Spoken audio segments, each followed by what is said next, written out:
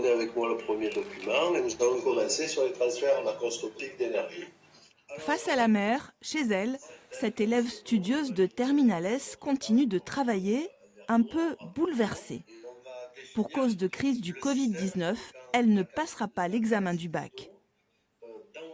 Moi et mes camarades, on a été un peu chamboulés d'apprendre que finalement on ne passerait jamais le bac en fait. C'est quand même un examen auquel on est préparé depuis la classe de 6e, voilà, depuis le lycée, mais vraiment on nous en parle depuis le collège comme l'examen qui clôturait nos années lycée et notre scolarité. Hier, le Premier ministre a annoncé que les épreuves du bac n'auront pas lieu. Soit donc ce sera un contrôle continu complet, soit on peut espérer conjuguer à ce contrôle continu une épreuve qui serait organisée à la fin du mois de juin. C'est ce que j'ai demandé au ministre de l'Éducation nationale d'instruire.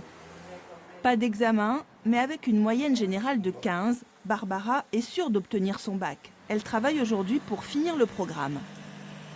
Moi, j'essaye de garder le rythme de façon à ne pas me retrouver déphasée en septembre et ne pas prendre de retard en fait, surtout.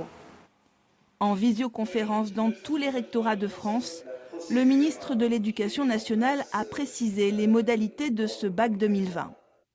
Il sera validé sur les notes obtenues au premier et au second trimestre.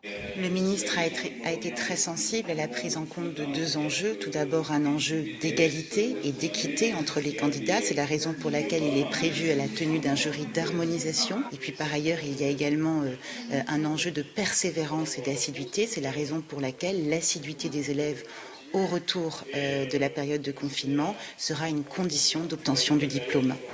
L'annonce du gouvernement a été bien reçue par les parents d'élèves. Nous pensons qu'aujourd'hui, c'est une mesure qui va dans le bon sens. L'année scolaire n'est pas une année normale.